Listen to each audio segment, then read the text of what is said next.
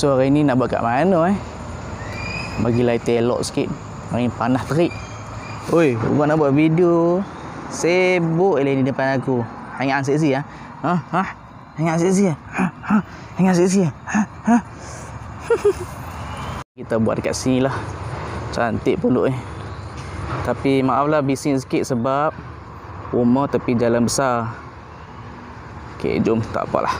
Assalamualaikum warahmatullahi wabarakatuh. Welcome back to my channel. Okay, thank you korang tonton lagi video aku. Dan bagi orang yang baru jumpa channel ni, welcome to my channel. Kalau korang rasa video aku ataupun channel ni bermanfaat untuk kehidupan korang, feel free untuk subscribe aku punya channel. Okay, macam aku katakan kepada post yang sebelum-sebelum ni, aku dah janjikan yang kalau ada yang macam berminat nak tahu pasal ubat apa bodybuilder guna ataupun beginner yang nak berjinak-jinak untuk main gym, ubat apa yang dia guna selalunya, macam mana dia pun besar macam tu sekali, segala masa semua apa nak terkelak habis dah. Kadang-kadang dia punya bicep tu besar lagi pada muka aku. Try bayangkan, adakah tu normal? Apa kalau kita tak ambil ubat, boleh tak dapat besar macam tu? Korang rasa macam mana? Ini aku cakap kepada western bodybuilder sebab mereka ni terlalu ekstrim tau. Mereka macam terlalu, orang panggil apa, terlalu nak sangat benda tu. Sampai dia orang korbankan dia orang punya kehidupan, dia orang korbankan, dia orang disiplinkan diri dia orang. Tak macam kita punya lokal. Kita punya local bodybuilders sama macam Sazil Samad, macam Malik Noor kan. Walaupun orang-orang kita dia ambil ubat sekalipun, tapi susahlah nak dapat sebesar orang barat yang ambil ubat. Sebab apa? Satu faktor genetik. Genetik dia orang punya body preposition dia orang dah memang besar semula jadi. Tak macam kita orang rahsia kan, ketot-ketot macam ayat katik tu. Macam tu. Ketatnya kat ni. Tu. Ya.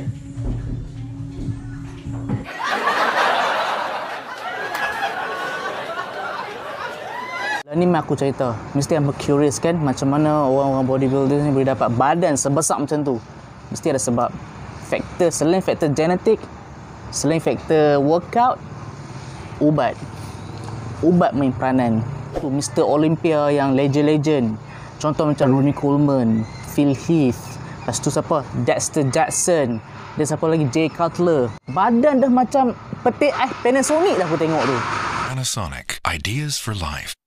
Tapi sebelum aku deliver speech ni ataupun aku buat video ni, aku ada buat study sikit lah. Okay, berapa ringgit dia orang spend untuk beli ubat untuk boost dia orang punya muscle development. Sekurang-kurangnya setiap hari dia akan makan ubat lebih daripada 5 jenis ubat. Paling kurang 5 jenis ubat setiap hari. Yang mana ubat tu adalah suplemen, bukan ubat yang kita perlu. Suplemen, apa maksud suplemen? Suplemen maksudnya tambahan. Maksudnya kita tak perlu pun ubat tu. Tapi kalau sebab kita nak dapat badan yang huge macam Hulk, kita perlukan suplemen. Macam aku cakap, Tuhan jadikan sesuatu benda ataupun badan kita berfungsi sebagai optimum, bukan terlebih ataupun bukan terkurang. Kalau korang nak lebih, korang usaha sendiri. Tapi western, dia usaha macam mana? Ambil ubat. Belum aku explain ubat apa yang dia orang guna, tapi aku ajak hampa anatomy. Anatomy tu study of body, study of human body. Okay? Dalam kepala kita, otak kita, brain kita, ada 2 tempat ni. 2 tempat ni lah yang bertanggungjawab untuk menghasilkan hormon ni. Hormon testosteron. Hormon testosteron lah yang diperlukan untuk badan, untuk kita build up muscle, increasekan muscle density, muscle fiber strength, lepas tu increasekan endurance of the muscle fibers. Apa tu? 2 tempat. Nama dia hypothalamus, satu lagi pituitary. Hypothalamus dan pituitary ni ada dekat kita punya kepala. Okey, 2 ni lah yang bertanggungjawab selia penghasilan testosteron oleh kita punya, untuk lelaki oleh kita punya gonads ataupun testis. Testis, batu. Batu kita ni dia tak akan hasilkan kalau tak ada rangsangan. Rangsangan oleh 2 benda ni dekat kita punya kepala, iaitu hypothalamus dan pituitary. Bodybuilders dia ambil steroid, lepas tu dia ambil hormon apa lagi, dia ambil contoh macam insulin like growth factors. Okey, ubat-ubat ni lah yang akan mengganggu secara natural organ-organ yang aku cakap tadi. Organ-organ ni kita panggil dalam singkatan yang senang untuk ingat, hypothalamic pituitary gonadal axis. Axis ni lah yang terganggu bila bodybuilders ambil ubat. Ubat ni yang akan disrupt this pathway. Benda natural, bila kita ganggu natural ataupun physiological process, mestilah ada side effect. Side effect dia tak kisahlah side effect dia jadi lepas seminit ke, lepas satu jam ke, lepas sehari ke. Tu sebab tu kita kata side effect ada dua.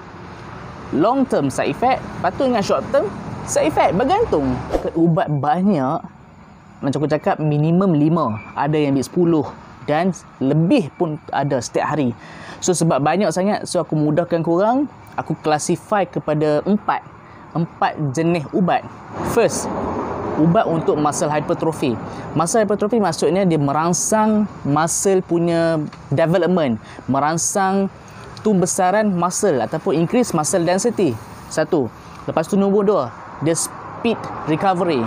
Maksud speed recovery ni cepat pulih. Muscle yang terkoyak dia cepat sembuh.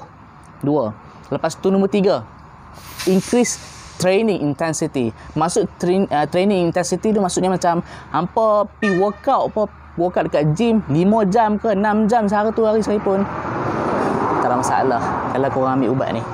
Yang tu 3. Lepas tu nombor 4. Nombor 4 dia untuk weight gain controller. Weight gain controller ni maksudnya dia tak mau tingkatkan dia punya berat badan. Okey, jom kita tengok classify yang pertama, muscle hypertrophy drugs.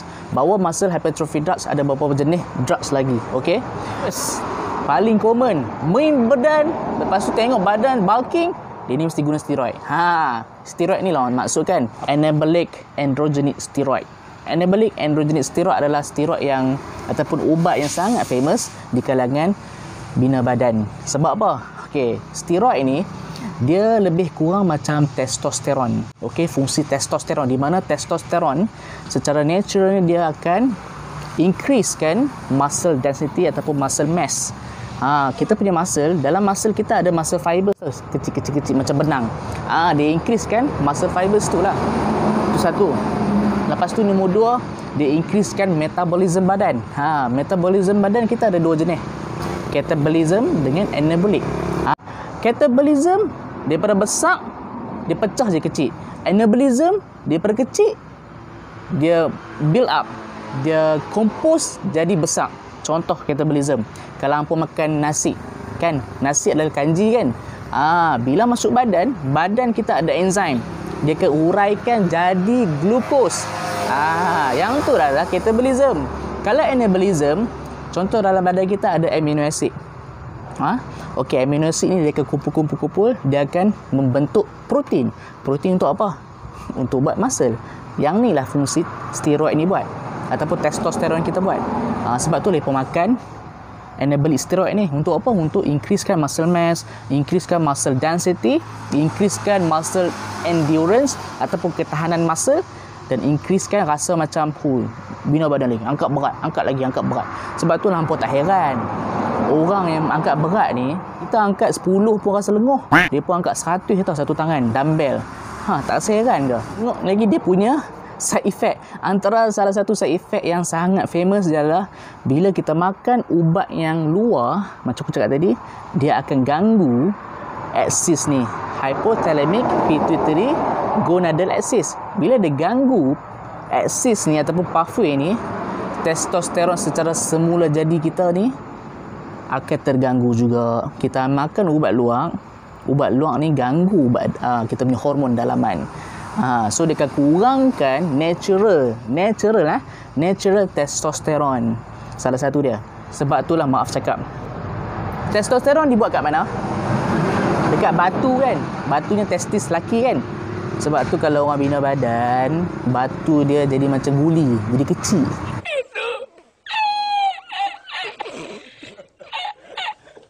Dia kecil, maaf cakap. Sebab apa?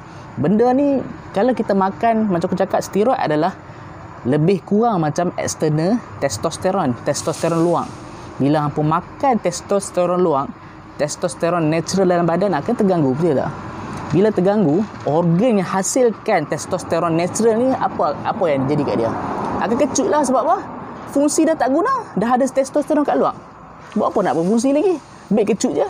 Bila kecut, tu jadi kecil tu. Lama-lama boleh jadi mandul. Lepas tu dia boleh jadi darah tinggi, rambut hilang, guguk. Aku tak pakai testosteron aku bukan guguk. Dan lepas tu nombor 3, dia akan increasekan prostate. Prostate gland kita akan besar. Bila makin besar, dia increasekan chances untuk dapat kanser. Orang panggil prostate cancer.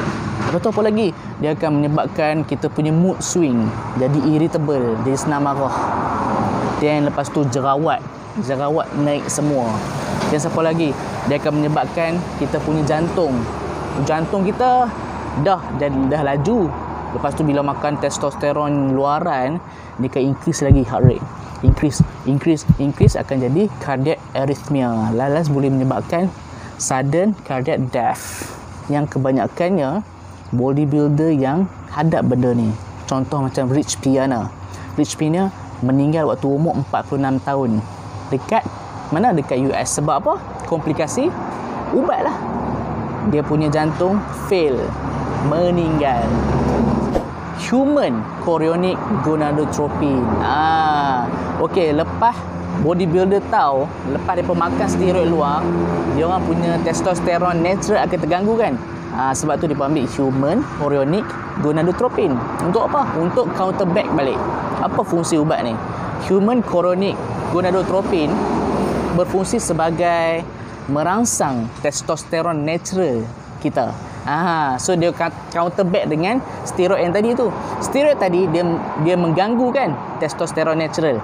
Tetapi yang ubat ni, human chorionic gonadotropin ni, akan merangsang balik. Maksudnya dikurang dia punya kesan kepada kita punya telur ataupun batu. Selain dia membantu natural testosteron, selain tu pun dia akan increasekan muscle density, muscle progression, development dengan endurance sekali. Dia increasekan muscle mass juga. Ubat yang ketiga, growth hormone. Aku bukan cakap growth hormone yang natural, bukan badan yang hasilkan. Growth hormone luaran, maksudnya dia orang ambil dalam bentuk pil ataupun suntikan. Growth hormone luaran untuk apa? Macam video-video sebelum ni aku cakap, growth hormone tujuan untuk apa? Dia akan increasekan muscle density ataupun mengekalkan muscle density waktu kita puasa. Inilah juga permainan dia kat sini. Dia orang ambil growth hormone luaran untuk apa? Untuk mengekalkan muscle mass. Selain itu, increasekan metabolism dalam kita punya muscle. Untuk apa? Increasekan lagi muscle density. Itulah side effect growth hormone ni. Kalau terlalu banyak sangat, apa akan jadi?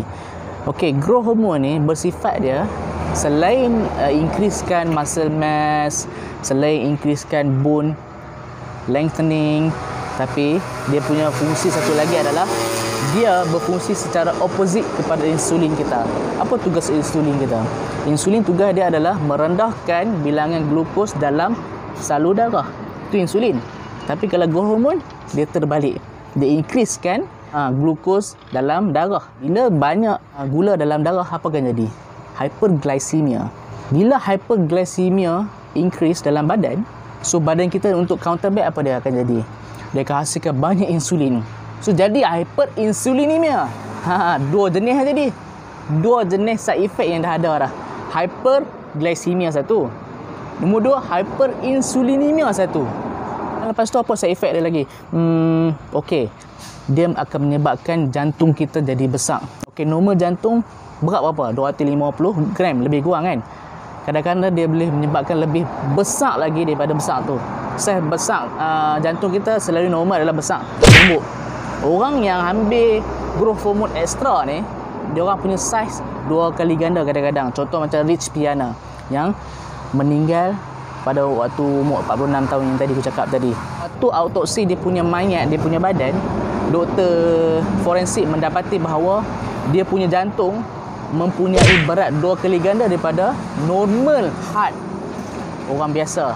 Try bayangkan, dia punya liver, dia punya hati pun 2 kali ganda daripada orang biasa punya berat. Liver berat selalunya kilogram ke 1.6 kilogram. Try bayangkan Rich Piana punya liver nak dekat 3 kilogram. Try bayangkan side effect drugs ni. Okey, ubat seterusnya, ubat nombor 4. Insulin-like growth factors ataupun kita panggil sebagai somatomedin. Ubat ni lebih kurang macam growth hormone juga. So side effect pun lebih kurang macam growth hormone. Okey, ubat yang kelima, dihydroepiandrosterone ataupun DHEA. Oh, DHEA ni ubat apa? Okey, DHEA ni lebih kurang androgenik punya hormon. Lebih kurang macam testosteron juga, tapi dia weak punya. Kita ada dua jenis, kuat ataupun lemah punya androgen hormon. Tapi DHEA ni adalah lemah. Kalau testosteron yang kuat. Okey, so DHEA juga membantu kita punya muscle density, satu, muscle endurance, strength, dan lepas tu increase muscle resistance. Okey, ubat seterusnya, ubat yang keenam, insulin. Insulin mesti ramai yang familiar kan. Orang kecil mana yang duk cucuk-cucuk pen tu. Yang tu tak apalah, yang tu memang kita kena ambil ubat insulin tu. Tapi ni bodybuilder, orang yang normal, dia pergi ambil sebagai suplemen. Jadilah huru-hara dalam badan.